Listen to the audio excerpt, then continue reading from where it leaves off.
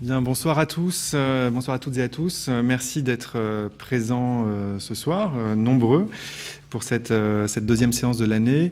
J'ai le plaisir d'ouvrir cette nouvelle séance du séminaire Patrimoine spolié pendant la période du nazisme, organisée par l'Institut national d'histoire de l'art, par l'Institut national du patrimoine et par la mission de recherche et de restitution des biens culturels spoliés entre 1933 et 1945 du ministère de la Culture. Après avoir étudié l'an dernier et encore au mois de janvier divers exemples de recherche de provenance à travers l'Europe et aux États-Unis, en écoutant les chercheurs, mais aussi, vous vous en souvenez, pour ceux qui étaient là il y a quelques semaines, donc un artiste, Arnaud Giesinger, nous nous intéressons aujourd'hui à ce qui suit la recherche de provenance, ce moment que beaucoup d'entre nous ici recherchons, ce moment qu'attendent parfois les descendants des hommes et des femmes qui ont été spoliés, et ce moment aussi que parfois ils n'attendent pas. Vous comprendrez pourquoi je dis ça. Ils ne soupçonnent même pas le moment de la restitution du bien spolié. Et au-delà du moment lui-même de la restitution, nous allons aussi ce soir nous intéresser à ce que porte la restitution, à ce que porte, ce que dit, ce que signifie dans tous les sens du terme l'objet restitué qui est revenu de loin, pourrait-on dire. L'objet revient de loin. Enfin, vous le verrez aussi, dans ce cas, il n'était pas parti très loin. Et il était là depuis un moment d'ailleurs. Mais je crois qu'on peut dire aussi que les familles des spoliés, d'une certaine façon, reviennent de loin. Et je crois qu'on en parlera tout à l'heure. Et pour évoquer ce qui guide notre travail à certain nombre d'entre vous, d'entre nous ici, c'est-à-dire la volonté de réunir les familles et ce qui leur appartient, ce qui leur a été dérobé, ce qui a été dérobé à leur regard, c'est-à-dire également le souhait de réunir les familles et leur histoire et ou leur mémoire, cette volonté de réparer aussi, un peu ambitieuse évidemment. Pour cela, nous avons donc le plaisir d'accueillir Madame Viviane Dreyfus et Madame Danielle Cohn. Je commencerai par présenter Viviane Dreyfus. Vous êtes la fille de Maurice Dreyfus, qui a été spolié en 1940, on va en reparler, par les Allemands. Madame Dreyfus, vous vous êtes vue remettre en mai 2016 par la ministre de la Culture de l'époque, Audrey Azoulay, un dessin de Degas qui avait appartenu à votre père. Et je ne raconterai pas tout par avance, mais l'une des particularités de cette restitution, c'est que vous ne connaissiez pas l'existence de ce dessin qu'avait possédé votre père et qu'il avait recherché après la guerre, qu'il avait réclamé.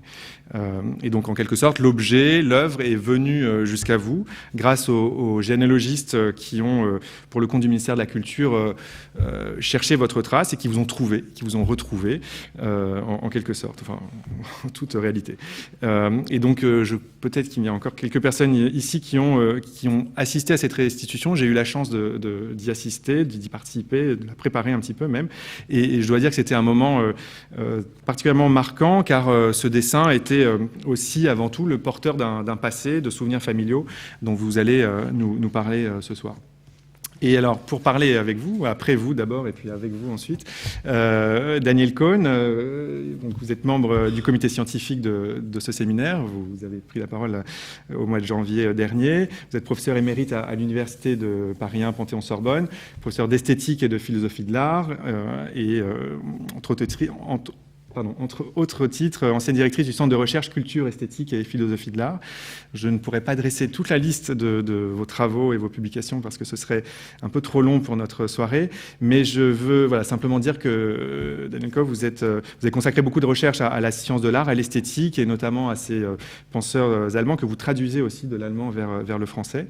Vous participez à des travaux artistiques directement, vous êtes dramaturge, vous avez collaboré avec des scénographes, vous êtes commissaire d'exposition de l'Allemagne 2013, par exemple, de l'Allemagne en 2013 au Louvre, avec Sébastien Allard, directeur du département des peintures du Louvre. Et vous dirigez un séminaire aujourd'hui avec lui, Sébastien Allard, sur la question de la personnalité artistique dans l'écriture de l'histoire de l'art. C'est pas tout à fait le sujet d'aujourd'hui, mais vous êtes très en lien avec les musées au-delà du monde universitaire. Et je voudrais aussi mentionner, peut-être pour faire le lien, une publication qui n'est je ne sais pas, peut-être pas la plus emblématique de vos travaux, mais qui a, à mon avis, tout son sens au regard de notre discussion d'aujourd'hui. C'est un texte dans un très beau livre que certains d'entre vous connaissent peut-être, du designer, graphiste Philippe Appelwag. Le livre s'appelle « Enfants de Paris ». C'est un recueil de photographies des plaques commémoratives que l'on trouve dans la ville, qui rappellent les morts au combat à la fin de la libération et les arrestations pendant la guerre, qui ont lieu dans le Paris de l'occupation. Et vous avez écrit un texte qui s'appelle « Voir et écouter les murs ». Et ces plaques que l'on peut lire dans la ville sont un rappel des disparus, et elles nous ramènent à eux. Et je tire un peu l'image, mais il me semblait que l'œuvre d'art dont nous allons parler, qui refait surface d'une certaine façon, c'est aussi un point central de la mémoire.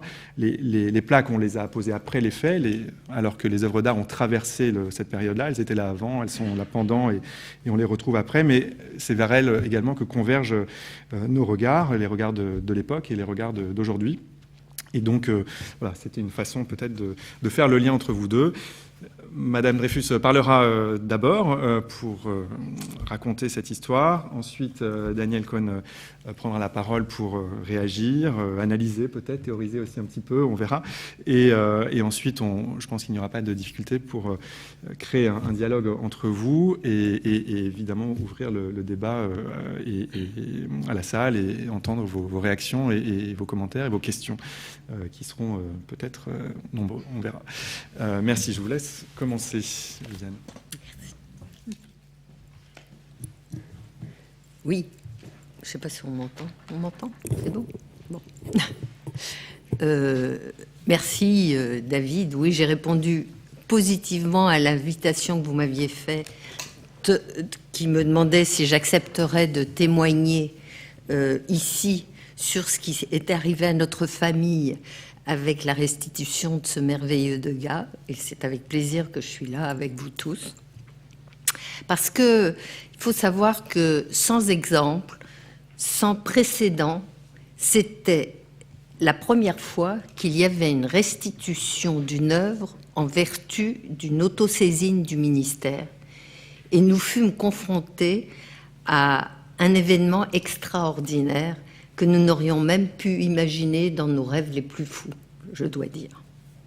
Sachez bien, en effet, que nous n'aurions jamais su que cette œuvre existait et qu'elle appartenait à papa, ça c'est sûr, si les généalogistes ne nous avaient contactés en septembre 2015, dans la ligne droite de cette nouvelle politique démarrée en 2013, pour aller vers les ayants droit, plutôt que d'attendre qu'ils se manifestent. Donc pour des personnes un peu comme nous, qui ne savions pas, aller vers ces personnes-là.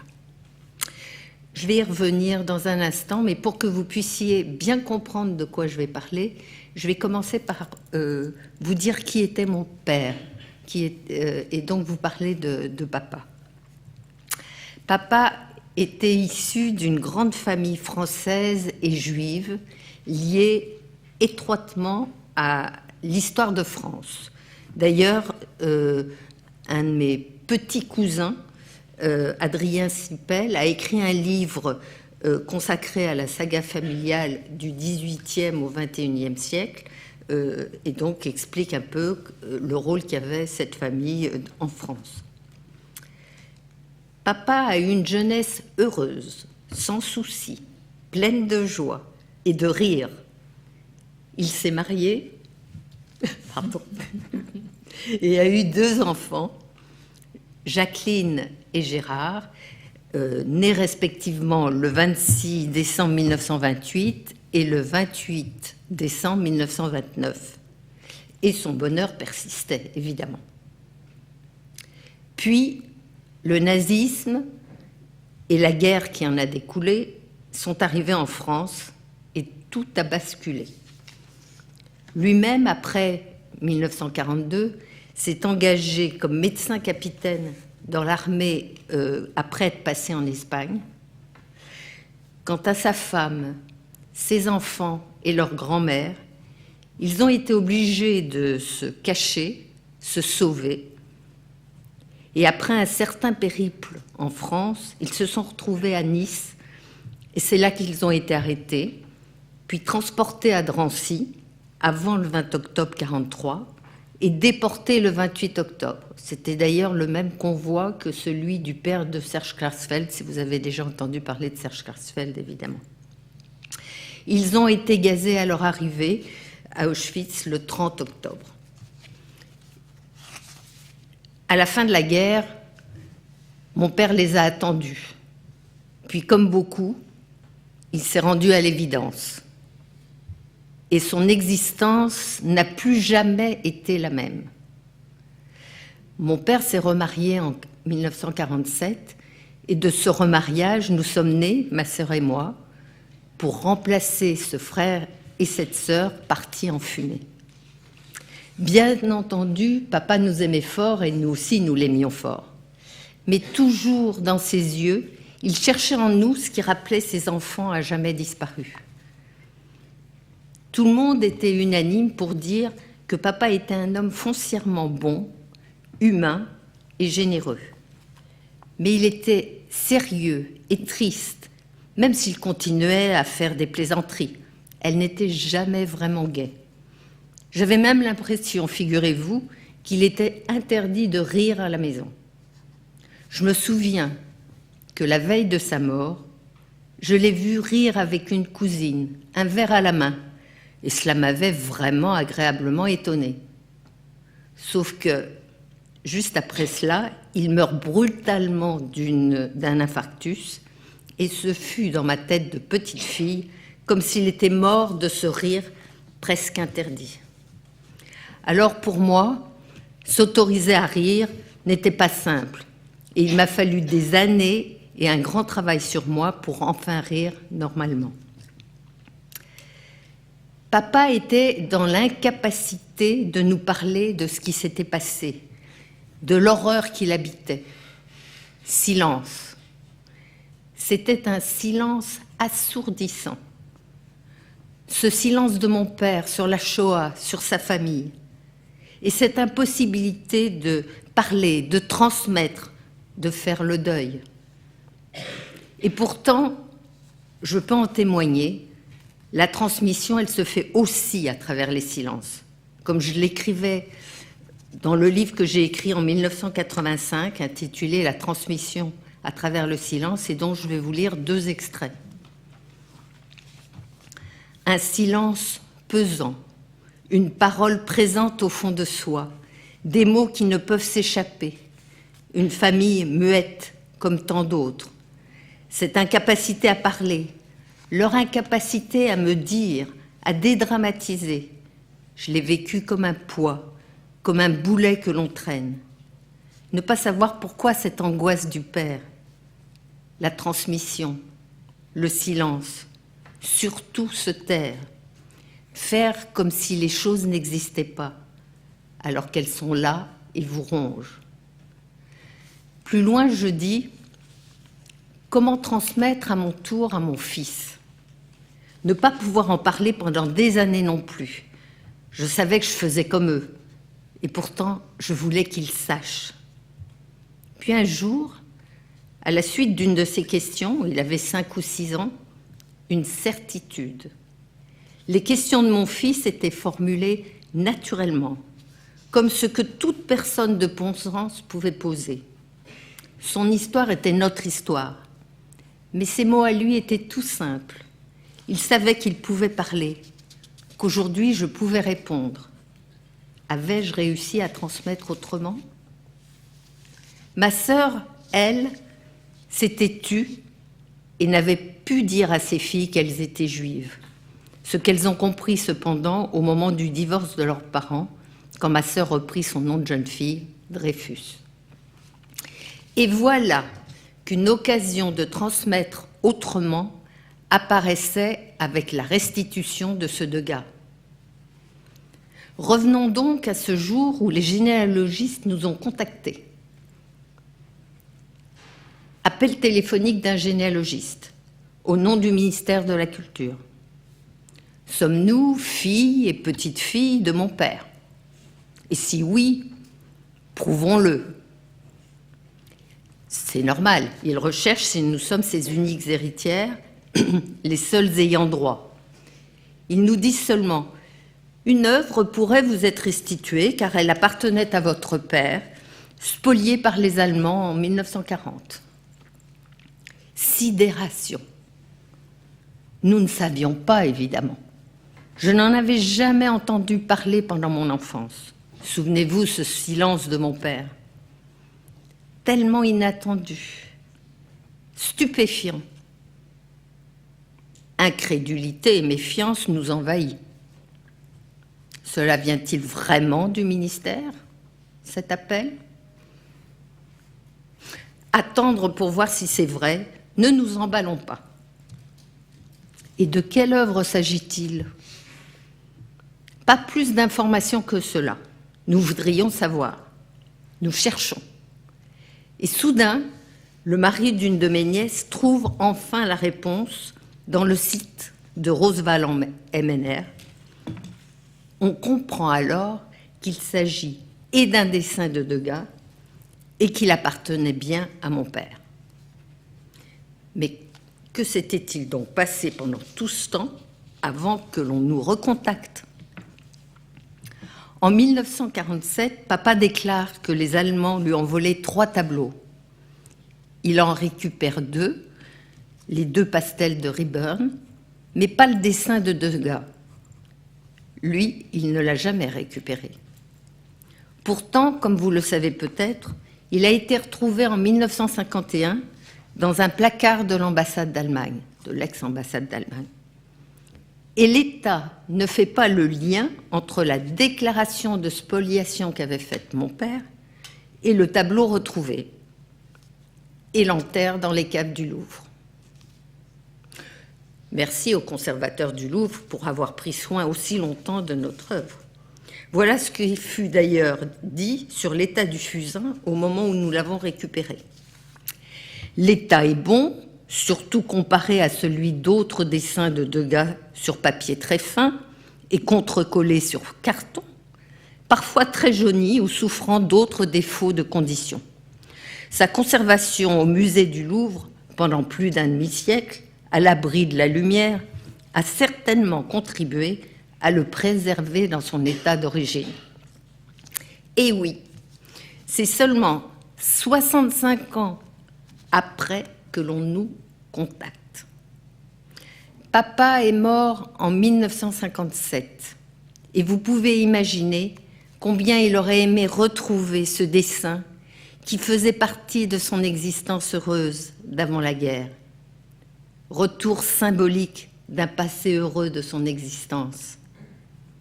Ma sœur aussi est décédée en 1995. Combien elle aurait aimé savoir que nous avions dans la famille un Degas qui appartenait à notre père, elle pour qui la danse avait été si importante dans sa jeunesse et qui avait transmis à sa fille aînée la joie de danser. La danse, si importante pour elle, n'était-ce pas quelque chose qui se transmettait d'inconscient à inconscient, là encore, à travers le silence? Et cette restitution, quand va-t-elle enfin arriver? Car a commencé pour nous une longue attente, de longs mois, un long, trop long processus, des dates reportées sans cesse. Une joie cependant au milieu de toute cette attente. Il y eut cette rencontre merveilleuse avec une conservatrice d'Orsay ou du Louvre, je ne sais pas si... Leïla Jarboui. Elle nous a permis, à mon fils, à 2 de mes nièces, la 3e vivant en Australie, elle ne pouvait pas venir en France, et à moi, de voir enfin notre dessin. Un grand moment d'émotion collective et individuelle. Une de mes nièces a dit de ce moment: la première fois que j'ai vu le tableau, j'étais émue et pleine de cette vive émotion. Je n'osais pas m'approcher. La conservatrice m'a rassurée. J'ai pu le toucher et me laisser envahir par le plaisir de cette rencontre. J'étais aussi submergée par ce bout d'histoire qui me rattrapait. Leïla Jarboui a eu la gentillesse ensuite de nous emmener dans les caves du Louvre pour voir d'autres œuvres de Degas vraie expérience sensible, esthétique et historique. Un grand moment qui soulignait, si besoin était, le bon goût de mon père qui avait acquis ce dessin. Puis, enfin, le grand jour de la restitution est arrivé. Cela commençait d'abord par un entretien avant la cérémonie avec la ministre de la Culture, Audrey Azoulay, humaine, qui a établi un dialogue intelligent avec mes nièces, mon fils et ma petite-fille, les interrogeant. Des mots, M-O-T-S, sur des mots, M-A-U-X, comme disait l'une d'entre nous, et qui poursuivait « Cela a permis d'ouvrir un dialogue, assumer un passé jusque-là plutôt gardé sous silence. » Des mots face à la souffrance. Puis, la cérémonie. On nous rend enfin notre tableau. Mais comme disait l'une d'entre nous, la première fois que j'ai reçu ce tableau, il ne m'appartenait déjà plus. On doit s'en séparer, le vendre, la raison l'emportait. Alors, quelles répercussions pour chacun, chacune de nous dans cette restitution? Car oui, tout à coup était apparu ce magnifique dessin, auréolé donc de tout ce qu'il représente, ces symboles, ces émotions qu'il fait ressurgir, et aussi la représentation concrète d'un passé heureux qui a existé et qui nous est offert. Oui, alors, ce dessin avait quelque chose de hors du commun, tant par son histoire, la grande, la Shoah, et la petite, papa, que par sa valeur artistique. Un cadeau qui traverse les générations, une réparation. Spolié par les nazis, puis spolié en quelque sorte aussi par l'État français qui ne le rend pas en temps voulu, toujours ce silence encore. Pour moi, j'ai accueilli cette nouvelle avec un sentiment mitigé. Une grande joie, évidemment. Mais en même temps, la douleur de ce passé qui ressurgit de plein fouet, aussi bien au sujet de papa qu'au sujet de la Shoah. Mais aussi comme un message de l'au-delà que papa nous transmettait, comme le disait si justement mon fils quand il parlait d'un cadeau cosmique, un cadeau que papa nous faisait pour nous apaiser, une réparation. Et donc, un événement pour la famille à plein de niveaux. Pour mes nièces, ce fut une prise de conscience et une réalité tangible de la Shoah dans la famille. Un lien fort avec leur mère décédée et l'occasion de mieux connaître leur grand-père. Il me semble important de connaître un peu plus la vie de notre grand-père à travers les yeux de ton enfance, me disait l'une d'entre elles, et de dire « La première fois que j'ai entendu parler de mon grand-père, il était un des souvenirs les plus heureux de l'enfance de ma mère. Dans sa lignée, elle est devenue médecin. La première fois que j'ai voulu connaître l'histoire de ma famille maternelle, j'ai compris que c'était une déchirure, un récit marqué par le silence et des morceaux reconstitués. Degas a permis d'en parler collectivement, m'a fait prendre conscience de mon grand-père et pas seulement par rapport à la tristesse de maman. Gérard et Jacqueline font partie de notre histoire. Et ce grand-père que je n'ai jamais connu, cela m'a appris qui il était. Cela m'a permis aussi de découvrir, ou plutôt d'approfondir, ma connaissance de Degas. Donc, en conclusion, qu'est-ce que je pourrais dire de tout ça? Oui, une très belle aventure pour nous tous. Nous a tous fait bouger intérieurement, chacun, chacune à sa manière. Une chance d'apprendre sur nous-mêmes et de vivre une expérience inoubliable ensemble. Une de mes nièces dit encore maintenant, conscience de cette page d'histoire qu'on connaît un peu, mais qui devient tangible palpable pour notre histoire personnelle et avec la grande histoire. Pour nous, permet de réécrire notre histoire. Quelle histoire merveilleuse, hors du commun, avec son retentissement au niveau national et pour notre famille. Une histoire familiale qui réapparaît, enfin parlée, transmise à travers le temps. Mais un mystère reste entier. Comment papa avait-il choisi ce deux gars? Dans quelles circonstances? Qu'est-ce que cela représentait pour lui et pour sa femme? Et pourquoi, en quelque sorte, nous le transmet-il aujourd'hui? Quel sens tout ça? Aujourd'hui, c'est comme un soulagement, l'aboutissement d'un long parcours, un apaisement en quelque sorte. Ce cadeau cosmique, comme l'avait appelé mon fils, vient nous rappeler qu'il y a eu un avant et qu'il y a un après. Oui, ce dessin est revenu au sein de la famille, inspirateur d'une autre étape dans notre existence, nous faisant vivre quelque chose d'unique et entièrement nouveau. Ce dessin, l'incarnation de tout un cheminement, comme le visage d'un silence libéré pour parler.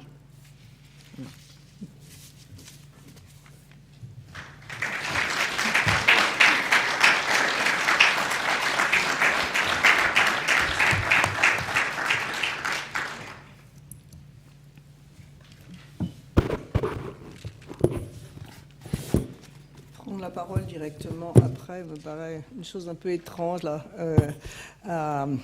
à faire, parce que quand on est confronté à un témoignage et à quelqu'un qui est un témoin, même si il faut préciser des témoins de quoi, mais en tout cas témoin d'une restitution, ce que nous comprenons tous en écoutant Viviane Dreyfus, c'est la façon dont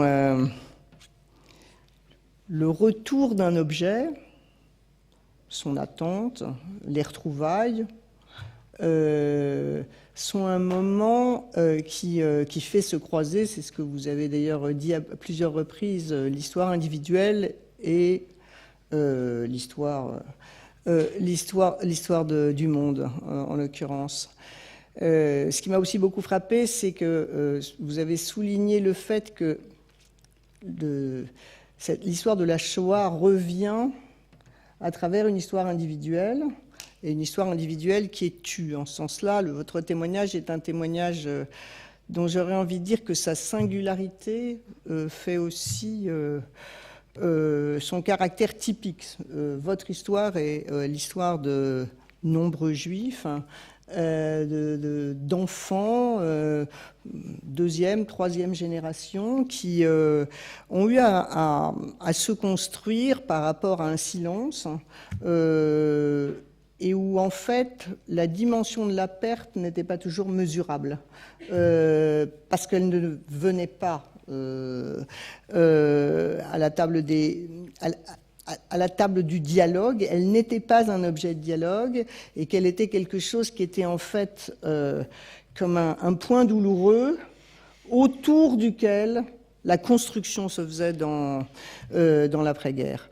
Dans votre famille, c'est particulièrement net, puisqu'il y a deux histoires, deux familles, mais c'est un cas très fréquent. Il y a beaucoup d'autres juifs qui ont perdu leur premier mari, leur première femme, les premiers enfants, et recommencer veut dire commencer. Il me semble que ce que je voudrais dire d'abord, c'est que ce que vous expliquez, et en ayant cette générosité de confier quelque chose qui est de l'ordre d'une expérience vécue individuelle, et que vous le confiez à un public, enfin à nous d'abord, mais à un public ensuite, qui prend part, mais est aussi sur le bord du fleuve, et non pas dedans, comme vous l'avez été à plusieurs reprises à cause de cette histoire. Cette confiance-là, c'est une manière aussi de rétablir quelque chose qui vous a manqué, et qui est la transmission.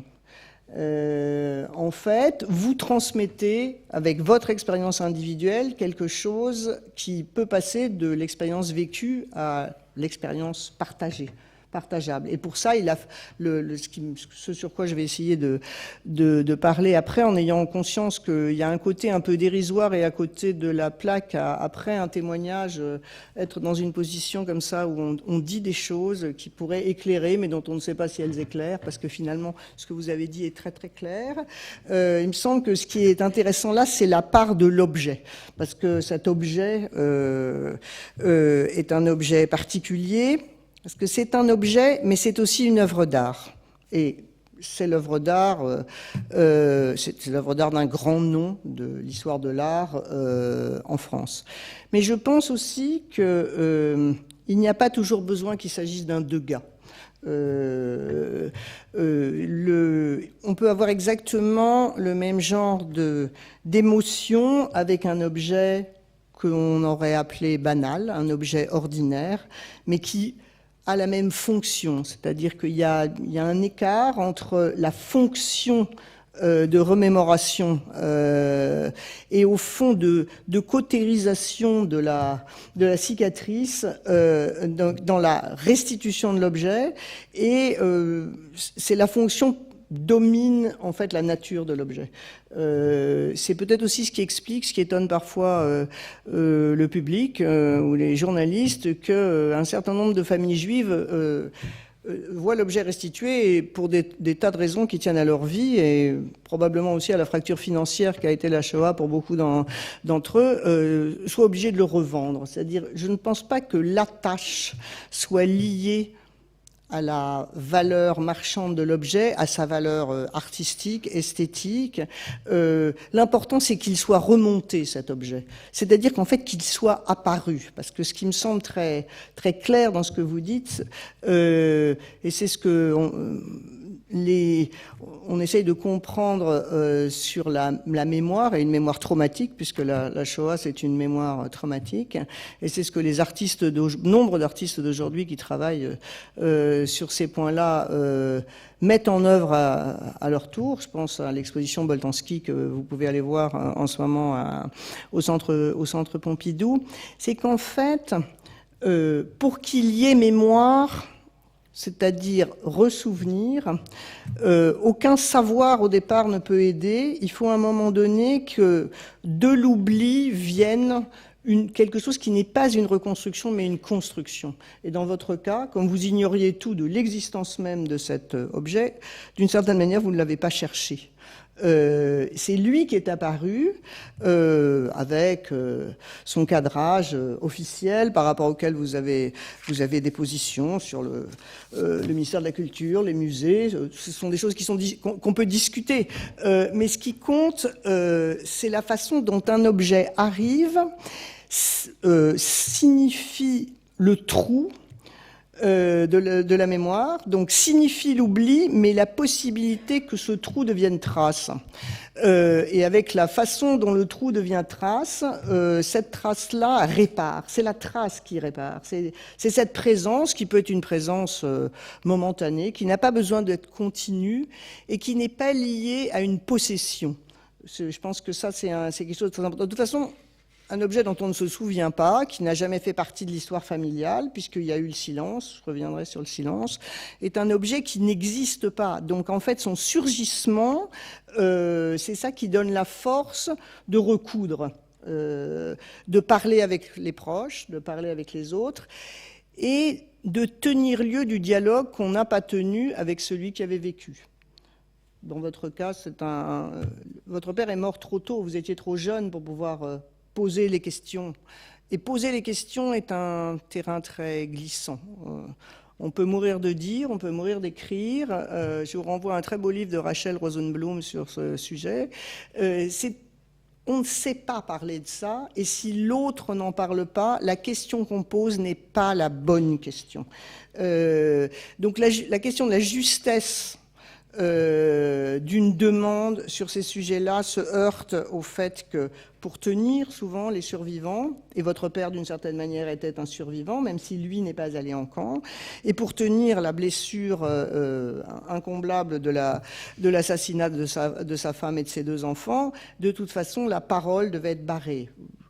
relisez une vie de Simone Weil, lisez le livre de Robert Antelme. Parler ne servait à rien, puisque de toute façon, personne n'entendait. Donc, la construction de la vie après la Shoah repose sur un silence, mais l'apparition des objets est souvent un moyen de réunir, alors qu'il y avait séparation d'avec le passé, séparation d'avec les autres qui n'avaient pas vécu ça, et au fond, séparation à l'intérieur même d'une famille par rapport à ceux qui en revenaient, plus ou moins, et ceux qui n'avaient pas connu ça. Donc les familles ont pu se construire autour d'un jeu de séparation. Et les objets remontent, et d'une manière, là, dans votre histoire, ce qui est très beau, c'est qu'il y a quelque chose d'aléatoire, quoi. C'est-à-dire cet objet qui traîne dans des placards dans l'ambassade d'Allemagne pendant des années, qui ensuite atterrit au Louvre sans qu'on sache, et puis le temps de la restitution. Ce temps de la restitution est aussi le temps que la mémoire ait pu se composer par rapport au travail des historiens, dans un rapport où le document et l'archive et le témoignage s'articulent, mais par strates, parce que les premiers témoignages n'ont pas été entendus. Ensuite, le document et l'archive ont fait partie d'une recherche qui est une recherche scientifique, une recherche des sciences sociales.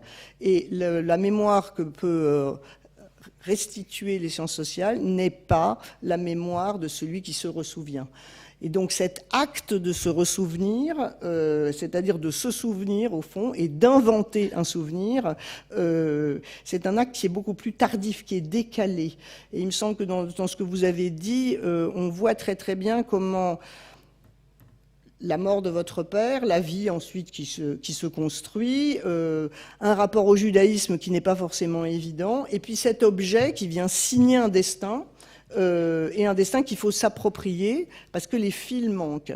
Et le travail que vous avez fait avec votre famille ou ce qu'il en restait est un travail qui en fait que l'objet est là pour le père.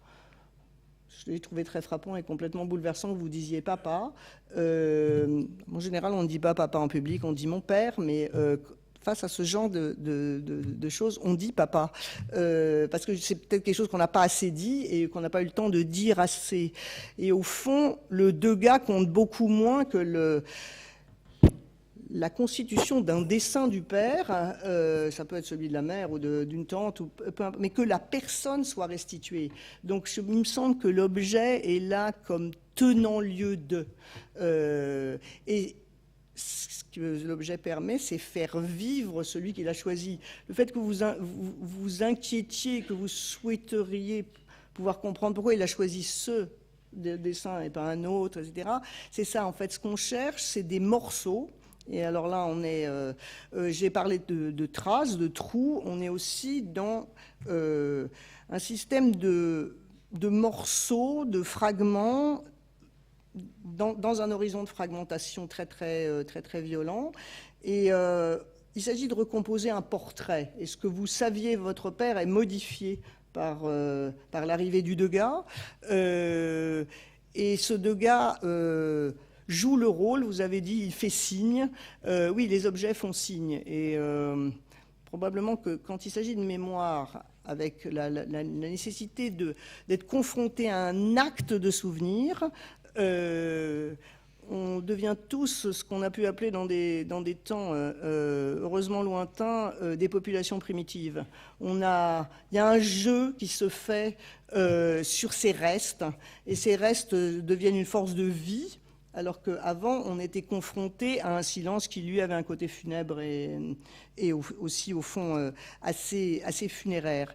Je pense que on avait titré cette intervention « L'effet » de la restitution. Il y a beaucoup d'effets. Au fond, il aurait fallu mettre au moins un pluriel. Les effets se jouent à plusieurs niveaux. L'affectif est évidemment très fort. Mais ce que ça nous enseigne aussi, c'est que la façon dont nous construisons la mémoire se fait à partir d'objets. Et que ces objets aient de la valeur ou pas, je l'ai dit une fois, mais j'insiste là-dessus, je pense que c'est pas l'essentiel. Parce que Ce qui compte, c'est la façon dont l'objet permet une transmission jusque-là interdite. Et la façon dont les fils se recomposent, c'est ça qui est l'essentiel. C'est-à-dire qu'il puisse y avoir une transmission, et l'objet a permis que l'histoire de votre père vous soit transmise enfin, et que ce soit un objet qui permette de faire la paix, d'avancer par rapport à sa propre judéité, par rapport au monde qui entoure, par rapport à des goûts, des tonalités qui devaient être celles d'une famille qui n'a pas existé pour vous, et ces choses-là. Ces choses remontent, et la restitution ne répare rien, mais elle permet d'avancer. C'est-à-dire que quelque chose reste de la cicatrice.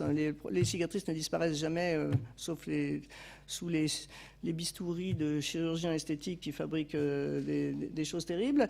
Mais la cicatrice n'a pas besoin de s'effacer, au fond. C'est-à-dire qu'on arrive à tenir une tension entre mémoire et oubli. Et donc, il y a des choses qu'on peut enfin oublier, parce qu'il y a de la mémoire qui est remontée, pas de la même chose. Et c'est comme ça que la vie avance. C'est-à-dire que je crois qu'il y a une force de vie que tiennent les objets. Un certain nombre d'anthropologues ont parlé d'agentivité. Oui, des objets de mémoire n'ont pas un rôle mémoriel de commémoration, ils ont tout autre chose. Ils ont un rôle d'action, et d'action sur les psychismes, qui probablement permettent de réorienter des vies aussi. Parce que découvrir qu'il y avait des dégâts, ça donne probablement un autre rapport à l'histoire de l'art que celui qu'on aurait pu avoir juste si on avait suivi un cours dans une université ou un musée. Ça change les choses. Vous avez décrit très bien le rapport d'une de vos nièces à cet objet, s'il fallait le toucher. Une œuvre d'art, normalement, dans un musée, on ne la touche pas, mais quand on vous la restitue, on peut la toucher. Donc il y a tout ça qui revient, qui était probablement la vie d'un collectionneur, qui était peut-être votre père. Et là, il y a entre des capacités, des aptitudes, et celles-là sont totalement nouvelles. Donc le souvenir permet la nouveauté, me semble-t-il. Et c'est cette nouveauté qui permet d'enchaîner. Et vivre, c'est toujours enchaîner. Voilà, après, je ne sais pas, on a certainement beaucoup à se dire, mais j'arrête là parce qu'il me semble que le décalage suffit.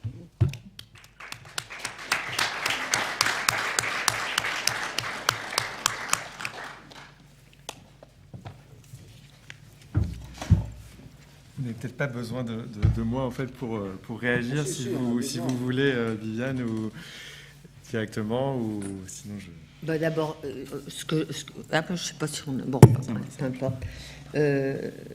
En tous les cas, merci pour ce commentaire à chaud, je pourrais dire. Ce qui est intéressant, c'est de voir que un objet permet... Enfin, je n'ai jamais eu la même réaction que mes nièces, parce que d'abord, j'ai connu mon père, que j'ai travaillé beaucoup sur la transmission à travers le silence, bien avant Degas, et que, alors que mes nièces, pour elles, c'était quelque chose de vraiment différent, qui du coup, la mémoire... le Degas prenait une forme de quelque chose qu'on traverse, qui traverse en fait, qui permet d'affronter des sentiments qu'on a ou des éléments qu'on ne pensait pas pouvoir parler un jour ou pas. C'est surtout par rapport à ça. Mais voilà. Mais je pense qu'effectivement, il y a... alors, c'est très juste. Je pense que dans toute cette histoire de ces restitutions après la Shoah, la question de où on se place générationnellement par rapport à est extrêmement importante. Mais ensuite, comme à partir du moment où il y a transmission, cette transmission continue. Mais elle est certainement trouée aussi. Mais là...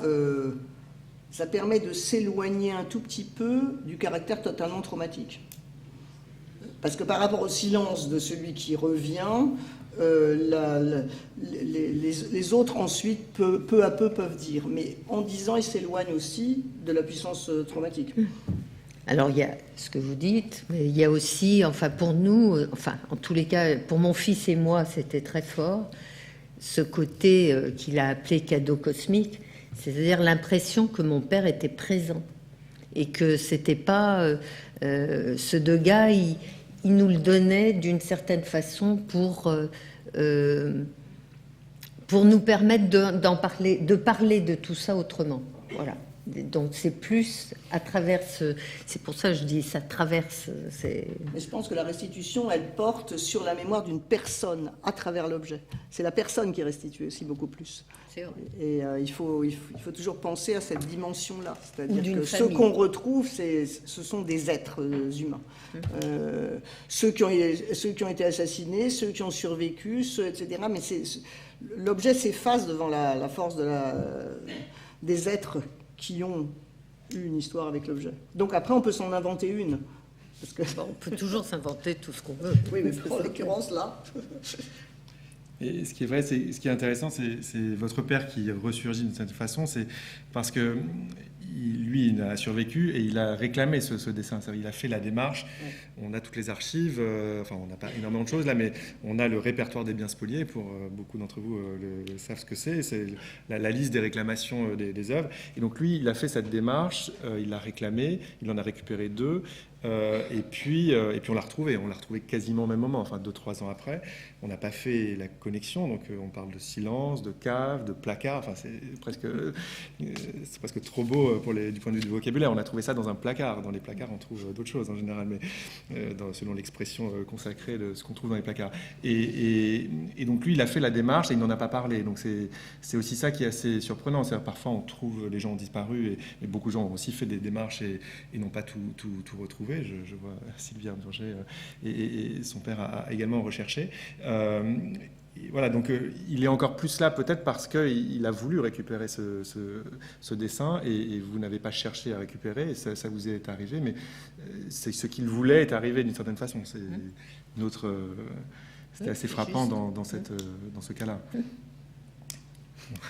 Oui, je pense que ça c'est un point important, mais quand il a commencé à chercher, vous étiez trop petite. Ah ben, j'étais pas née. Et vous n'étiez pas née, donc la recherche était sa recherche. Oui.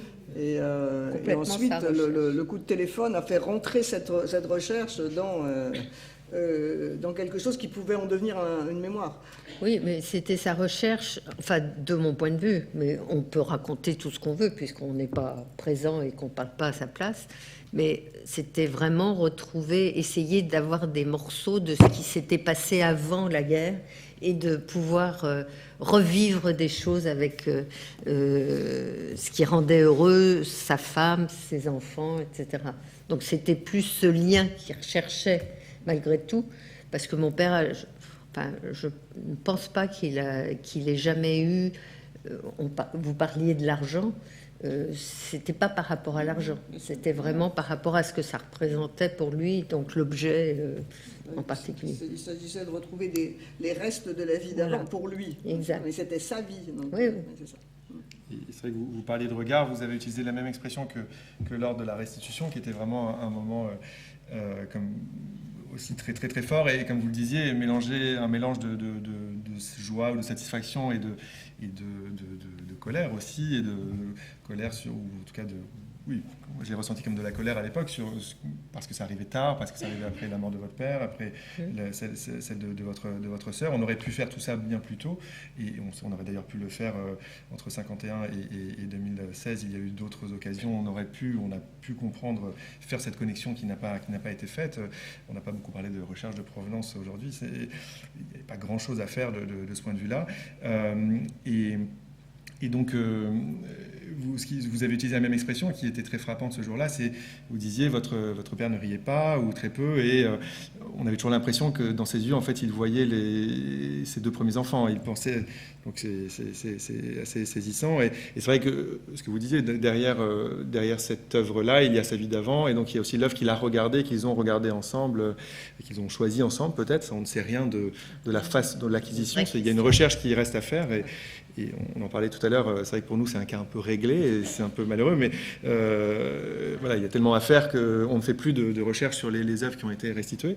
Mais là, finalement, on aimerait bien savoir, et vous aimeriez bien savoir, mais nous aussi, je pense, voilà, est-ce que cette œuvre est passée sur le marché, quand est-ce qu'il l'a achetée, pourquoi, ça je pense qu'on ne trouvera pas dans les archives, mais en revanche, à quelle date, peut-être on peut le trouver, s'il y a des chercheurs ici, une recherche un peu à l'envers, mais c'est vrai que voilà, ils l'ont eu ensemble, et ils l'ont regardé ensemble, et ça ressurgit de ces caves, de ces réserves.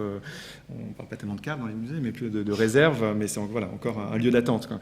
Et en tout cas, c'est ce lien avec le regard de votre père voilé en quelque sorte, et le regard vers ce souvenir heureux, comme vous le disiez, est peut-être aussi assez frappant. Ouais.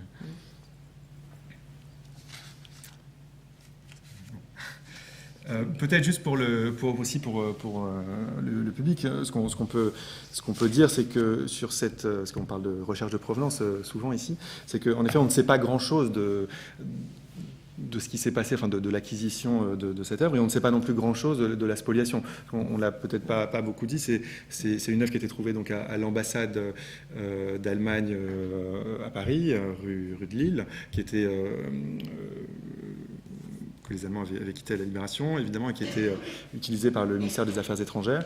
Et donc on sait que l'ambassade a volé, enfin, les services allemands liés à l'ambassade ont, dans les premiers jours de l'occupation, saisi, volé un certain nombre d'œuvres dans tout Paris, plutôt les très grands collectionneurs qu'ils visaient en sachant où ils allaient. Et c'est vrai qu'on ne sait pas non plus comment ils sont arrivés chez Maurice Dreyfus, pourquoi, ce n'était pas un grand collectionneur. Et donc voilà, on a encore beaucoup de zones d'ombre, et ce dessin s'est retrouvé avec un autre Degas d'ailleurs, donc, qui a été restitué lui aussi à peu près en même temps, de façon plus confidentielle. Les ayants droit ont toujours le choix du format de la restitution. Il reste d'ailleurs 2 tableaux qui ont été trouvés dans le même placard, qui sont des MNR aujourd'hui, 874 et 1011 pour les spécialistes, et dont on ne sait pas grand-chose. Et peut-être qu'en recherchant d'ailleurs, en trouvant d'autres choses sur ces 2 MNR du même placard, en apprendra-t-on un peu plus sur le Degas de votre père.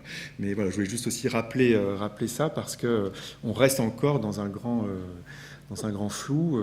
En revanche, ce qu'on ne disait pas, c'est que on a vu un moment dans le PowerPoint un dessin. Donc il y a un dessin du dessin. C'est assez joli aussi comme histoire. C'est que M. Belpaume, qui était fonctionnaire au ministère des Affaires étrangères à l'époque, a découvert, je ne sais pas si c'est lui exactement qui a découvert, mais en tout cas c'est lui qui a signalé les quatre œuvres trouvées dans le placard, et il a fait des croquis de celui-ci et puis des autres, et ensuite il y a un échange avec la commission de récupération artistique, et donc on a ce dessin, et vous voyez en haut à droite, c'est comme ça qu'il aurait dû être identifié. Vous voyez MD, donc, qui étaient les initiales qui figuraient sur l'œuvre, et qui étaient les initiales Maurice Dreyfus. Et on a la réclamation Maurice Dreyfus, Degas, 3 danseuses.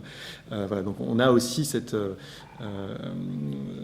lien, et c'est comme ça que le lien s'est fait à travers le temps, mais il s'est fait à l'époque, il aurait pu se faire davantage.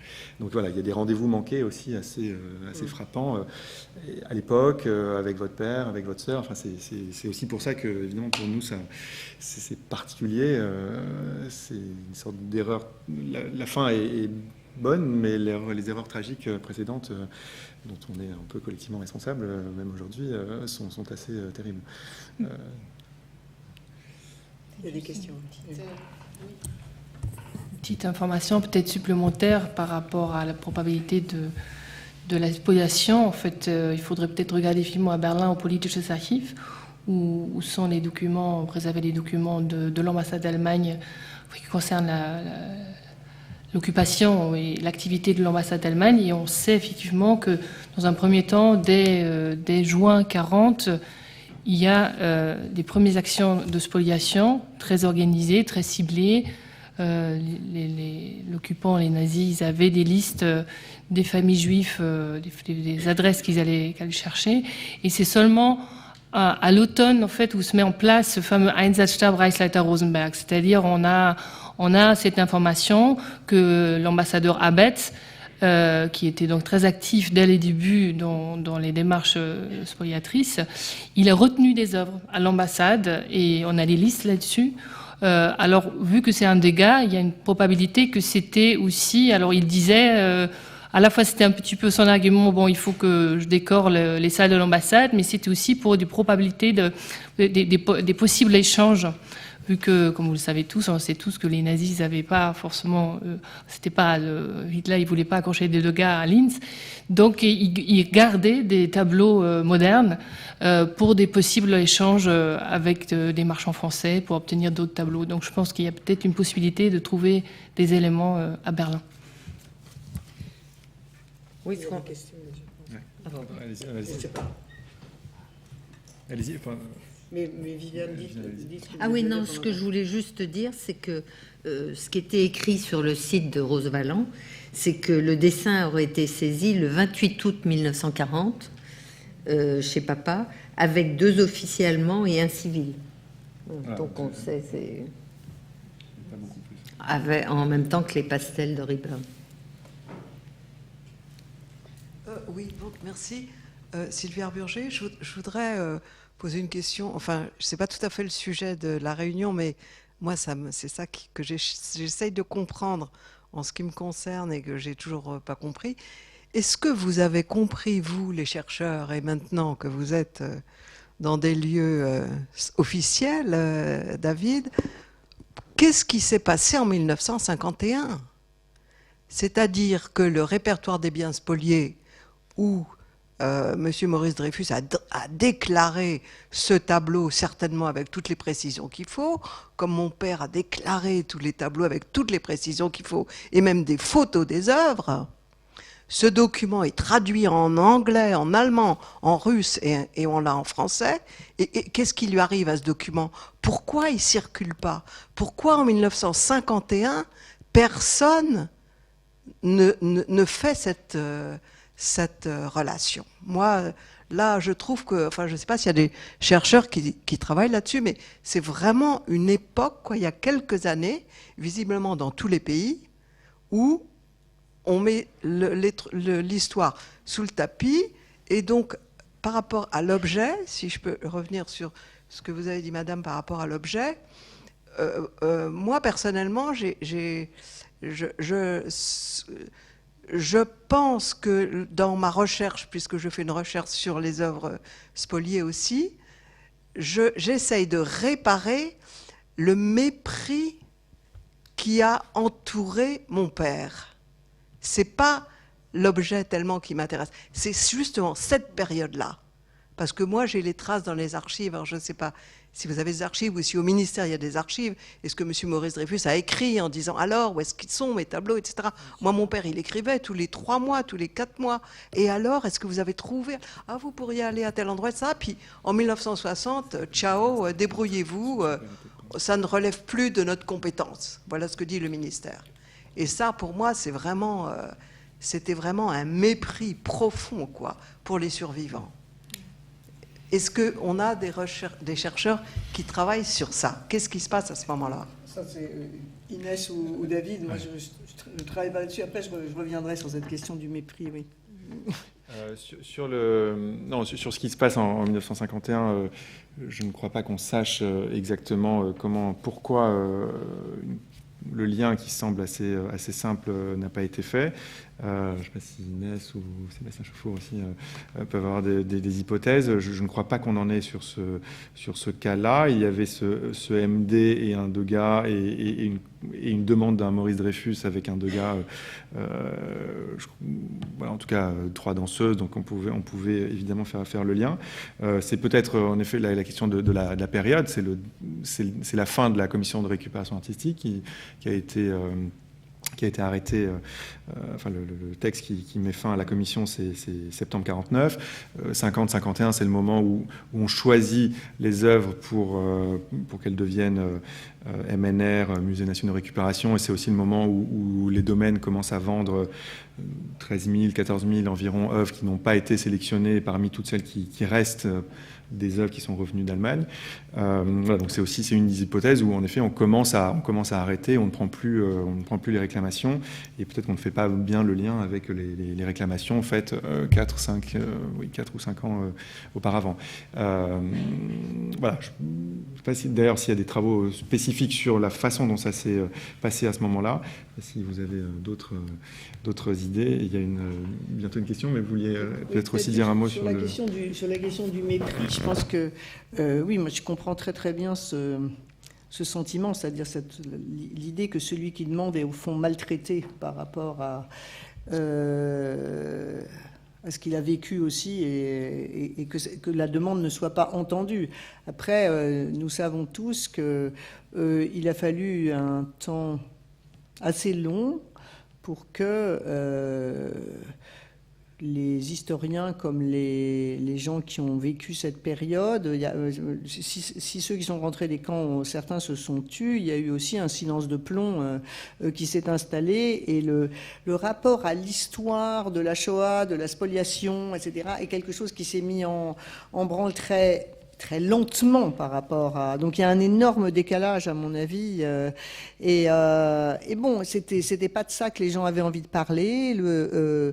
Une partie de l'administration française n'avait aucune envie de revenir là-dessus. Enfin, donc aujourd'hui, on a un rapport à ça tout à fait différent aussi, parce que d'une certaine manière, la Shoah, terme qui n'existait absolument pas et n'était pas du tout employé à ces époques-là, la Shoah est devenue quelque chose qui est là dans nos mémoires, qui est enseigné, mais à cette époque-là, c'était pas du tout ça. Chaque pays européen a été occupé à sa reconstruction. La dénazification allemande a été d'une certaine manière assez brève. Chaque pays s'est engouffré dans autre chose. Donc je pense que ce qu'on appelle maintenant le travail de mémoire, c'est quelque chose qui commence beaucoup plus tard.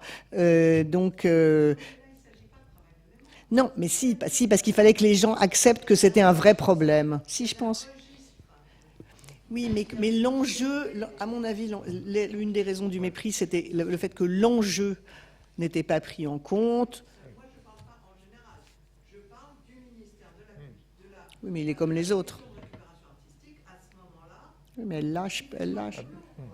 Après, on a beaucoup dans les archives aussi des lettres, alors à l'inverse, le travail a été fait, donc, où on écrit aux gens qui ont fait des réclamations en disant on a trouvé ceci, venez voir si c'est le vôtre, et voilà, je ne sais pas si...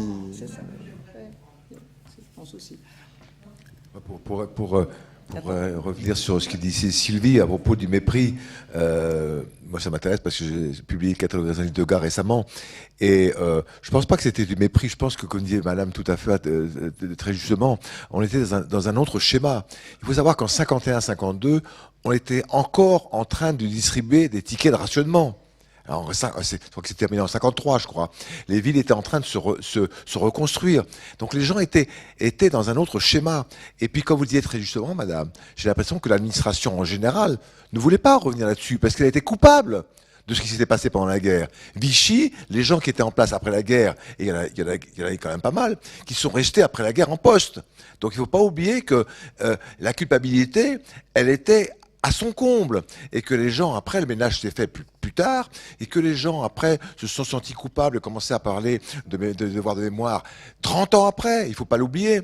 Vous êtes des générations, je vois beaucoup de gens très jeunes, vous n'avez pas connu ça, mais des gens commençaient à reparler de ça. Moi, j'ai connu des gens qui en ont reparlé, mais 30 ans après Auschwitz. Et donc, je pense que le schéma était pas, et c'est pas des gens qui étaient vraiment coupables de ne pas vouloir parler, c'est que je pense qu'ils n'avaient pas envie de parler. Et ça rejoint un petit peu ce que dit Madame. Et je voulais vous poser une question parce qu'à propos de l'œuvre, elle était connue, elle a fait partie de la vente de Gad, de la troisième vente de Gad de 1919, donc c'est une œuvre connue. Est-ce que vous avez trouvé, je suppose que dans le document de 51, il y a le nom de votre père, Maurice Dreyfus, peut-être la taille, la photo, c'était rare, enfin ça existe, etc. Est-ce qu'on a des documents avant, entre la vente de Gad de 19, et puis ce qui s'est passé, où votre père a-t-il acheté, et comment finalement les généalogistes ont fait le grand saut, ont prouvé que finalement c'était à votre famille? Non, c'est ce qu'on disait tout à l'heure, il n'y a rien entre les deux. Donc on n'a pas d'informations, on n'a que ce qui est dit dans le site de Rose Valland. Donc ça va trouver alors. Et donc, oui, on le trouve facilement, mais on trouve que ça. Je l'ai là, c'est ce qui était dit. Je sais que pour la vente de câbles neufs, sur les catalogues de vente, c'est une étape, c'est pas essentiel peut-être, mais sur certains catalogues de vente, il est marqué le nom de l'acquéreur. Oui, donc il faut continuer. Ouais. Vous l'avez trouvé, vous allez chercher. Du coup, non, c'est là-dessus, comme je le disais, il y a des recherches encore à faire, puisque je crois ce qui a été fait là, il y a quelques années, c'était de faire le lien entre la demande, le MD. On a des notes en fait plus anciennes que 2015, où le rapprochement a été fait, mais entre Matteoli et 2015. Et donc finalement, s'arrêtant là-dessus, le cas pouvant se régler relativement simplement, on n'a pas fait la recherche de l'enchaînement 1919 jusqu'à Maurice Dreyfus. Donc c'est sans doute pas lui qui achète en 1919, mais en revanche, il y a peut-être un ou deux acquéreurs et on est preneur de l'information. Peut-être que Sébastien voulait compléter. S'agissant du dessin, en fait, alors moi, j'ai pas suivi ce dossier-là parce que je suis arrivé aux archives de la Courneuve en septembre 2016, donc la restitution a eu lieu en avril, je crois, vous disiez, Madame Dreyfus, au mois de mai. Donc moi, je me suis pas du tout occupé de ce dossier, donc c'est plutôt mon collègue Alain Prévé qu'il faudra interroger pour comment l'identification a été faite. Ce que je sais simplement, c'est qu'en fait, le dessin, de manière assez curieuse, en fait, il est sur une liste, un inventaire, qui est l'inventaire qui préexiste à l'établissement de l'ERR en France. C'est-à-dire qu'effectivement, comme disait Madame Dreyfus, en fait, il a été spolié assez tôt, durant l'été 40. Donc l'été 40, en fait, c'est l'ambassade d'Allemagne qui fait les premières spoliations. Et elle fait les premières spoliations plutôt pour les très très gros collectionneurs et les très grands marchands d'art. Et assez curieusement, Maurice Dreyfus se retrouve sur une liste, sur un inventaire, avec très peu d'autres collectionneurs. Il y a moins de 10 personnes, je crois qu'il y a 7 ou 8 personnes, qui sont les très gros collectionneurs, plus Maurice Dreyfus. Alors c'est un peu curieux, les Allemands faisaient des mauvaises identifications des fois, c'est-à-dire que ils ont associé certaines collections à d'autres collectionneurs. C'était le cas pour différents membres de la famille Rothschild. Moi, je me suis demandé pour Maurice Dreyfus s'il l'avait associé à Alfred Dreyfus, enfin s'ils avaient ciblé quelque chose en particulier, en fait. Parce qu'on sait ils ont ciblé quelqu'un, enfin un collectionneur qui s'appelait Edmond Rothschild, qui est déjà mort en 40. Edmond Rothschild, il meurt en 34, mais ils associent beaucoup d'œuvres d'art à Edmond Rothschild, alors qu'il est déjà mort depuis 6 ans. Donc ce dessin, il se retrouve effectivement sur cet inventaire qui est fait par 2 personnes importantes, par 2 conservateurs importants, qui s'appelaient Ludwig von Baldas et Richard Ernst, qui étaient 2 conservateurs de Berlin et de Vienne, qui durant l'automne 40, passent 15 jours tous les 2 mois à Paris pour inventorier toutes les collections qui ont été volées par l'ambassade. Et au moment où l'ERR s'installe en France, c'est-à-dire à Paris en octobre-novembre 40, il y a un transfert d'œuvres qui sont faites depuis l'ambassade vers l'ERR. Et il y a, comme disait Inès, il y a un certain nombre d'objets qui sont conservés par l'ambassade pour décorer l'ambassade. Et ce dessin-là en fait partie. Alors je crois que c'était le conseiller de légation qui était chargé des questions juives, qui s'appelle Zeitschel, qui garde ce dessin. Donc on a un inventaire où il note ce dessin est dans mon bureau. Et c'est la raison. Donc du coup, ce dessin n'est jamais par rapport à d'autres œuvres qui ont fait le chemin et sont parties en Allemagne et ensuite ont été conservées dans les mines de Bavière ou d'Autriche. Ce dessin n'a jamais fait le voyage en Allemagne, il est resté à l'ambassade à Paris. Et effectivement, quand les Allemands ont fui Paris et que les Français ont investi l'ambassade et que du coup la rue de Lille est occupée par des services français, on retrouve ce dessin en 51. Alors pour répondre à Madame Burger, j'allais dire c'est en fait la découverte de ce dessin et c'est la date de découverte qui pose, enfin c'est pas que ça pose problème, mais il aurait été découvert un petit peu plus tôt, il aurait probablement été restitué à votre père comme les 2 aquarelles ou les 2 dessins de Reyburn ont été restitués. Et là c'est vrai qu'il est découvert assez tard, la commission de récupération artistique n'existe plus, donc l'agent Belpaume qui le transmet, il le transmet j'imagine à la commission de choix ou à l'office des biens intérêts privés. Il existe un service de récupération artistique au sein de l'Office des biens intérêts privés qui a récupéré les missions de la commission de récupération artistique. Mais effectivement, il y a un vrai ratage, c'est-à-dire qu'on n'a pas associé ce dessin avec la réclamation de votre père, et donc il n'y a pas de restitution. Pour les autres œuvres qui ont été restituées dans les mêmes conditions, c'est le même cas aussi pour l'autre Degas qui a été le dessin de Degas qui a été restitué en 2016. Il n'appartenait pas à un petit collectionneur, c'était un très très gros collectionneur, et pour autant on n'a pas fait. Il est toujours sur cet inventaire dont je parlais d'Ernst et de Baldas. On n'a pas fait le rapprochement et donc on lui a pas restitué en 1951. Mais il y a effectivement un ratage parce que les agents auraient dû. Il existe, comme disait Madame Burger, un répertoire des biens spoliés, et outre le répertoire, il existe aussi tout un fichier de tous les biens, parce que le répertoire des biens spoliés, c'est une sélection des œuvres spoliées, c'est pas l'intégralité des œuvres spoliées. Il y a un fichier où là, il y a l'intégralité des œuvres spoliées. On n'a pas non plus regardé dans le fichier, alors qu'il existe des fiches. Bonsoir. Alors j'ai une question qui est plus généraliste. Je me demandais quels sont aujourd'hui les obstacles en droit international à la restitution des biens culturels spoliés sous le nazisme. Okay. Juste ça. Alors en droit international ou dans chaque droit, dans le droit de chaque pays aussi, puisque il y a des situations très différentes selon les pays. Je ne sais pas si je peux commencer à répondre, mais d'autres pourront répondre. Peut-être juste pour l'aspect le droit français. En un mot, donc là on parle d'œuvres qui s'appellent les musées nationaux de récupération, les MNR, donc ce sont des œuvres. Ce qui reste des œuvres qu'on a retrouvées en Allemagne, ramenées en France, qui n'ont pas été restituées ou qui n'ont pas été vendues. Et donc elles sont sur des inventaires provisoires qui durent, mais toujours provisoires. Et donc ces œuvres ne sont pas dans les collections nationales et donc sont restituables facilement, j'allais dire, mais après tout ce temps, mais juridiquement facilement. Après, on a un problème plus important qui est souligné très régulièrement, qui est la question des œuvres spoliées qui sont rentrées dans les collections nationales légalement, par achat, par don, par legs, déjà entre 33 et 40 pour les œuvres d'Allemands ou d'Autrichiens qui auraient dû fuir ou qui auraient dû se défaire de leurs œuvres, qui sont entrés pendant la guerre un petit peu, et puis surtout depuis la guerre, normalement, légalement, sur le marché jusqu'il y a quelques années, à une époque où on ne faisait pas de vérification de provenance au moment de l'achat. Et donc ces œuvres sont entrées dans les collections nationales. Et en France, comme vous le savez, les collections nationales sont, et publiques plus généralement, les musées territoriaux, musées de collectivités territoriales, ces œuvres sont inaliénables, protégées par le Code du patrimoine, et donc ne sont pas restituables quand bien même on veut les restituer. Donc c'est un peu notre problème général du moment. On est en train il y a plusieurs hypothèses, modifications réglementaires ou plutôt législatives pour permettre la sortie des œuvres des collections. C'est un mouvement, on a ça dans beaucoup de pays. Un certain nombre de pays ont pris des dispositions permettant de restituer les œuvres. Voilà. Ensuite, là, on parle des œuvres qui sont sous propriété ou publique. Ensuite, entre propriétaires privés, ça peut être plus compliqué en France, ou entre propriétaires étrangers par rapport à nous. On a les juges, le juge judiciaire en France peut ordonner la restitution d'une œuvre par un propriétaire privé à la famille du propriétaire spolié.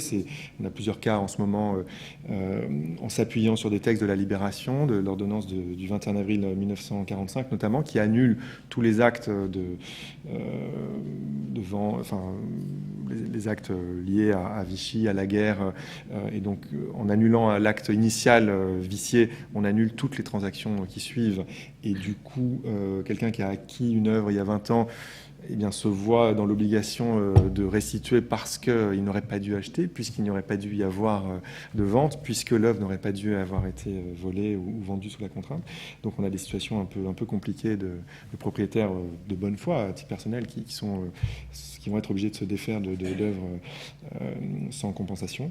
Voilà. Et bon, je ne pourrais pas répondre globalement, puis ce serait trop long pour tous les pays. Simplement, on peut rappeler qu'il y a 44 États en 1998 ont signé ce qu'on appelle les principes de Washington, qui ne sont pas du droit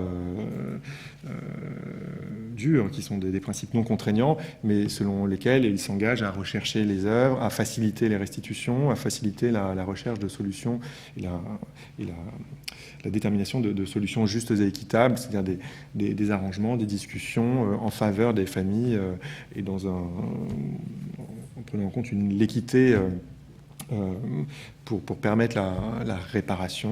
On a beaucoup parlé de réparation impossible, mais pour tenter de restituer. Voilà. Donc, pardon, c'était un peu long et en même temps très court, mais là, la question est un peu vaste. Okay, parce que la restitution qui a été faite pour ce dessin se base donc sur une décision administrative uniquement. Elle ne fait pas l'œuvre d'un jugement.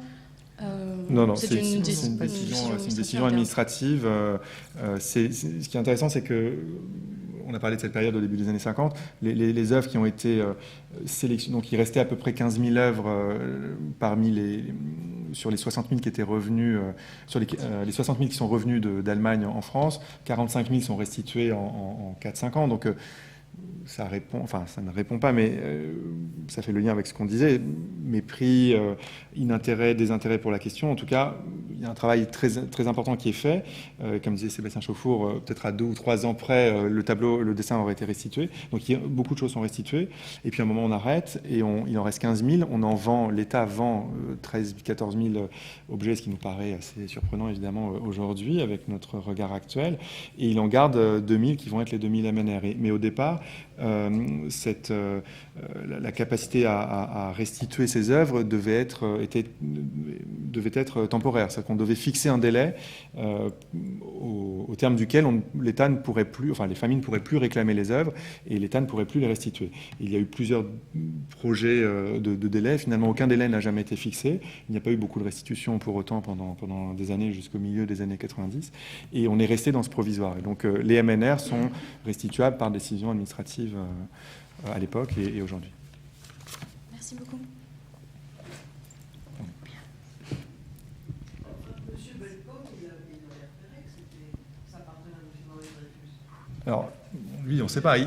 Il a repéré MD. Il n'a pas repéré Dreyfus, il avait noté le MD. derrière le dessin, mais il n'avait pas associé à Dreyfus, je pense.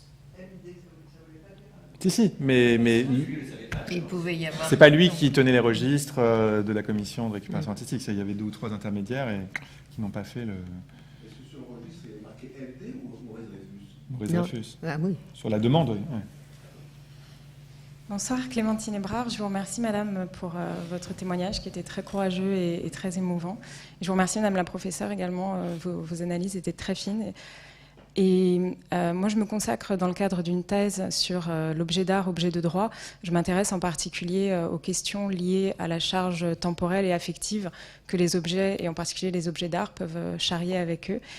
Et ce qui m'a beaucoup intéressée dans l'évolution du contexte des restitutions, c'est que le changement de paradigme auquel on a assisté, je dirais à peu près au début des années 2010, où on a bien vu que le ministère de la Culture, les musées français commençaient à porter un regard différent, en tout cas essayer d'apporter une dynamique différente de recherche des héritiers et d'une restitution beaucoup plus proactive. Ce changement de paradigme est intervenu dans un contexte de résurgence de l'antisémitisme absolument terrifiant, d'une libération de la parole antisémite également. Et il suffit pour s'en convaincre d'aller lire, même si c'est toujours très, très périlleux, les commentaires qu'on peut voir sur les pages internet des journaux. Souvent, quand il y a des restitutions un peu médiatisées, les internautes s'en donnent à cœur joie justement dans leurs analyses antisémites, voire peut-être plus grave encore négationnistes sur la thématique des restitutions. Et j'en viens donc à ma question, et je vous prie de m'excuser si elle vous paraît brutale ou indélicate. Est-ce que dans le cadre de la restitution qui a été la vôtre, vous avez rencontré ces manifestations ou ces marques d'antisémitisme? Alors non, j'ai pas du tout rencontré ça, mais dans mon existence, j'ai vu ça tout le temps. Ce que je veux dire par rapport à ce que vous dites, moi, on m'a pas dit que j'étais juive non plus quand j'étais petite. C'est le regard des autres et ce que les autres m'ont fait vivre c'est à ce niveau-là que j'ai compris que j'étais juive. Mais au moment de la restitution, et pourtant je suis très attentive, j'ai absolument rien entendu de tout ça. Et c'est intéressant d'entendre ce que vous dites, parce que je ne sais pas si sur les réseaux sociaux il y avait quelque chose, mais je n'en ai eu aucun écho. Je sais pas. J'ai en effet, en tout cas, déjà vu les commentaires sous les articles présentant les restitutions, avec souvent, on l'a évoqué un peu vite, mais souvent en réaction à la vente qui ne suit pas toujours les restitutions, mais qui souvent suit les restitutions, parce qu'il y a, vous l'avez dit, enfin, il y a toutes sortes de raisons, et qui n'appartiennent qu'aux ayants droit. Et souvent, ça déclenche un certain nombre de réactions et de clichés. Plus généralement, d'ailleurs, ce point, il soulève souvent une question, même moins sans trop d'arrière-pensée, j'espère en tout cas. Mais souvent, la question est posée où les gens ne sont pas très à l'aise en disant mais voilà, l'œuvre, elle était exposée, le dessin n'était pas exposé, mais elle est ouverte, elle est pour le public, elle est dans un musée, et donc on fait de belles cérémonies, tout le monde a la larme à l'œil, et puis à la fin, l'œuvre est vendue. Donc qu'est-ce que ça veut dire? Voilà. C'est vrai qu'en tout cas, souvent cette réaction, qui est peut-être pour quelques minutes pas absurde, enfin pas étonnante, mais en revanche, très vite, il faut expliquer, et tout le monde en convient, je crois, mais que ça appartient aux gens, et ils font ce qu'ils veulent, et la question ne se poserait pas si on ne leur avait pas volé. Mais donc ça, on l'entend assez souvent. Mais ce que je voudrais dire juste par rapport à ça, et pas par rapport à l'antisémitisme, mais quand on a eu cette œuvre, nous étions, moi d'un côté, mes 3 nièces de l'autre. On aurait eu envie de garder ce dessin, évidemment, pour tout ce qu'il représentait, mais on ne pouvait pas le partager en 4. On n'avait pas l'argent, ni les unes ni les autres, pour pouvoir l'acheter. Le musée du Louvre n'avait pas l'argent pour l'acheter, ce qu'on aurait voulu qu'il se passe, ça c'est sûr. Et donc la seule chose qu'on a réussi à faire, c'est de faire d'excellentes copies qu'on a chacun chez nous, chacune chez nous. Donc on a quand même une copie, mais enfin, ça ne répond pas à la question sur l'antisémitisme. Je pourrais en parler pendant des jours. Mais là, en l'occurrence, c'était pas important, quoi. C'était parce qu'on ne pouvait pas faire autrement. Merci. Voilà. Merci beaucoup aussi à toutes les deux pour ces regards, ces témoignages. Et je voulais revenir à un autre commentaire que l'on entend assez régulièrement maintenant, c'est pourquoi restituer aujourd'hui, si longtemps après, qui sont ceux qui viennent réclamer, etc. Quel est le lien qui les relie réellement aux personnes qui ont été spoliées? C'est quelque chose qu'on a entendu régulièrement dans des discussions au cours des dernières années, et David et moi l'avons entendu. Et j'ai trouvé que ce que vous avez dit était une très belle réponse à ça. C'est-à-dire que vous avez aussi évoqué le rapport de vos nièces à cet objet. Elles n'ont pas connu leur grand-père. C'était pour elles aussi la mémoire de leur mère qui était portée par cet objet. Et se dire que la distance temporelle, finalement, ne légitime plus les demandes de restitution parce qu'il n'y a plus d'affect. Vous avez montré à quel point c'était faux et que, en réalité, c'est un enchaînement, comme l'avait rappelé Daniel Cohn, qu'il s'agit aussi de rétablir pour continuer à avancer. Et ça, c'est, je pense, quelque chose d'extrêmement important à maintenir et à proclamer, alors qu'aujourd'hui, on se dit, finalement, l'histoire commence à être très loin. Merci.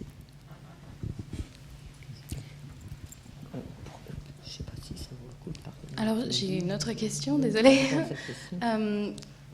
Comment expliquez-vous le fait qu'il y ait autant d'intérêt soudainement pour la restitution des biens spoliés durant le régime nazi et si peu pour ceux issus de la colonisation française, par exemple, avec le retour du rapport Sao-SA récemment?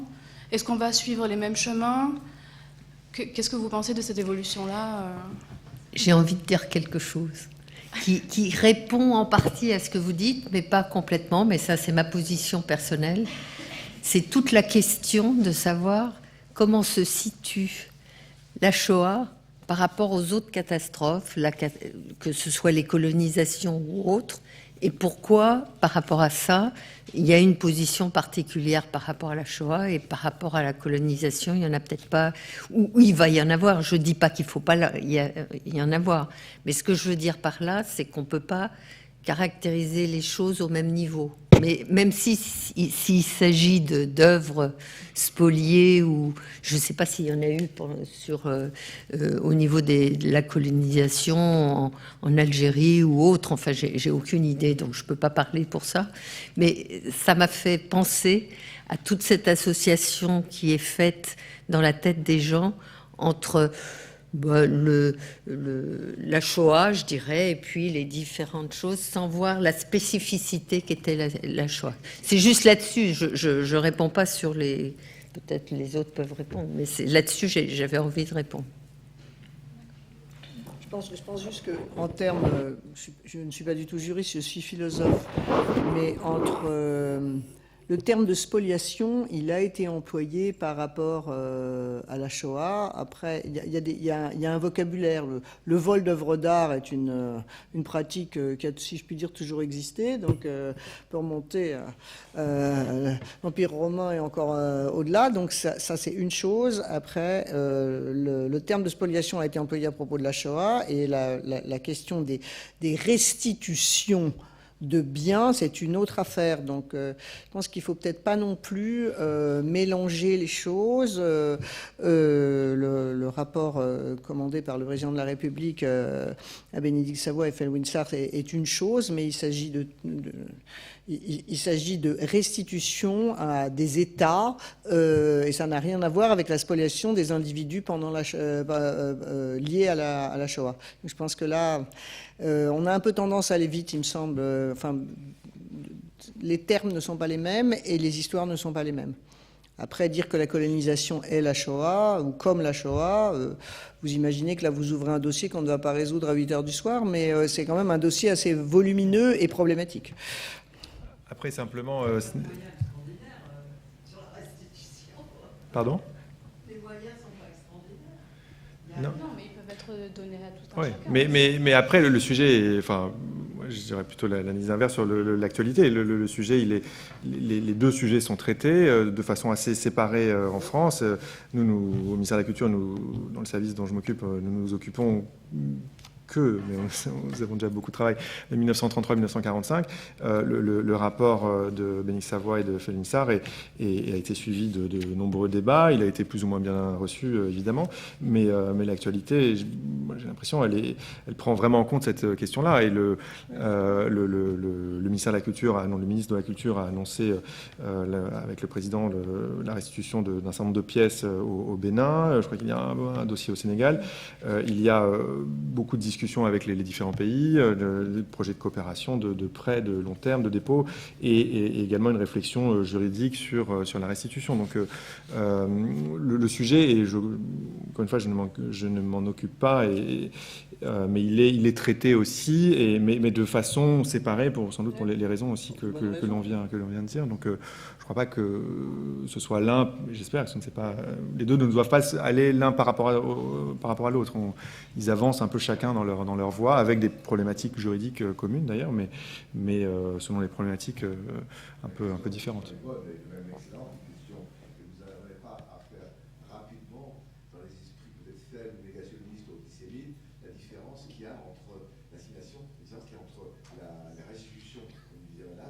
Et la spoliation. Dans les esprits faibles, ils ne font pas la différence. Vous aurez au ministère de la Culture et au ministère de l'Éducation nationale sans doute beaucoup de travail pour faire la dichotomie entre la séparation entre les deux. Malheureusement, la question est excellente parce que les uns disent pourquoi l'un et pourquoi pas l'autre. Oui, c'est un peu compliqué. Et pourtant, ils se basent sur les mêmes arguments juridiques. Les conventions internationales appliquées sont exactement les mêmes.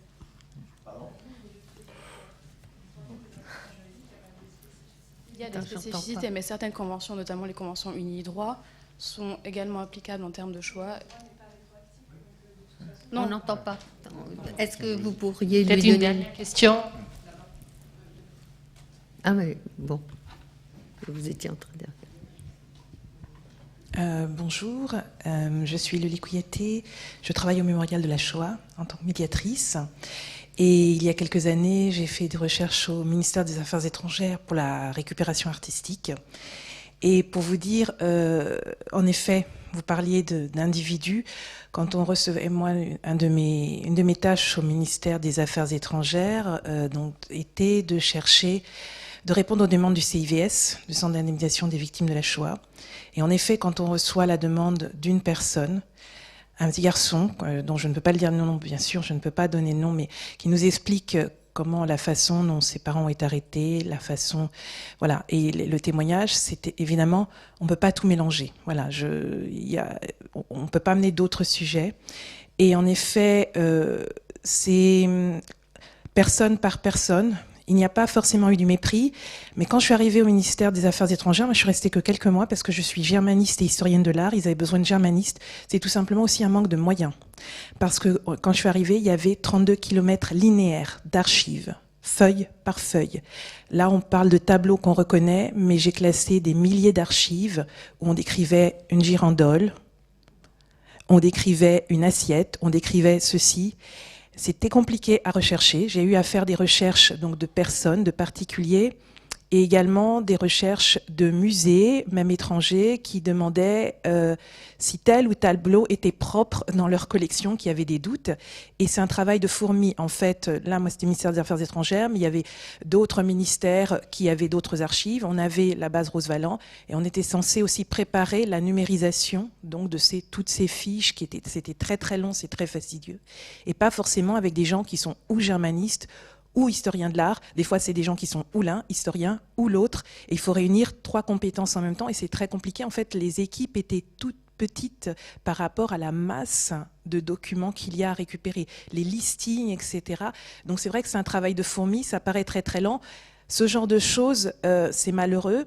Le fait de ne pas avoir fait la liaison, là en plus c'est reconnaissable, mais des fois, eh bien c'est une personne qui traite tel dossier, telle fiche, et puis c'est une autre qui va recevoir la demande et la liaison ne sera pas faite parce qu'il n'y a pas eu la numérisation qu'on a maintenant. Nous on a notre regard de 2019 ou même depuis les années, voilà depuis 20 ans, mais en 51 il n'y a pas la numérisation, c'est l'agent XY qui reçoit ça et c'est l'agent B à un autre service qui va recevoir et qui ne fait pas la liaison. Donc voilà, il faut se mettre en effet dans le contexte des années 50. D'autres priorités étaient dans les spoliations. Voilà, il n'y a pas que les récupérations artistiques. Récupérer un appartement, récupérer ceci, etc. Donc c'est vrai que c'était très compliqué de le faire. Moi, je suis arrivée 50 ans plus tard déjà et j'ai été un peu submergée par toute la masse qu'il y avait. C'est absolument énorme. Donc, en effet, les jeunes chercheurs sont bienvenus pour venir aider parce que le travail n'est pas du tout terminé.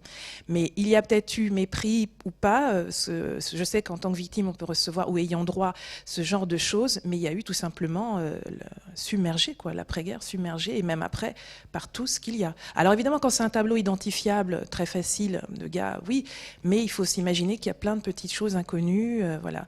Là, récemment, au Mémorial de la Shoah, nous avions une exposition qui était donc le marché de l'art sous l'occupation, où la commissaire d'exposition, Madame Pollack, a encore retrouvé 2 tableaux remis aux ayants droit. C'était un hasard lors d'une vente, etc. C'était des fleurs qu'elle a repérées, un odilon-redon, voilà. Mais des fois, c'est le hasard, ça ressort, ça fait tilt dans la tête d'un chercheur. Mais imaginez que c'est une vie à consacrer, quoi, pour les personnes qui puissent identifier.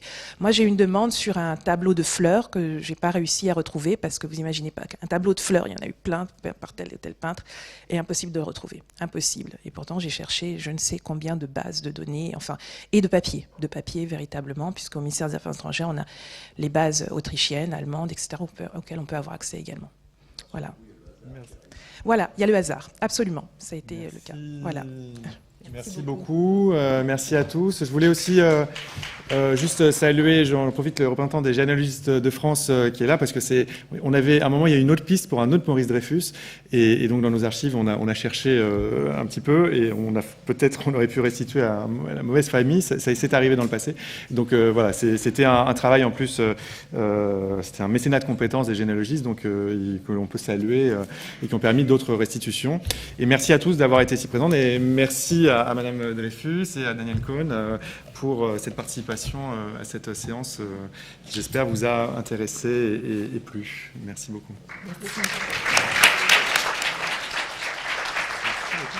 Merci. Peut-être juste un rappel, on se retrouve le 5 mars pour une séance avec Christina Falkenfeld et son père Walter Falkenfeld, des descendants d'une famille juive allemande qui ont subi aussi l'exil à partir de 1933, et surtout ils étaient gérants de la galerie Cassira, la fameuse galerie berlinoise, la première galerie qui a acheté et vendu les œuvres des impressionnistes français. Donc voilà, une histoire passionnante aussi, et ça tournera certainement aussi autour de la question des ventes forcées.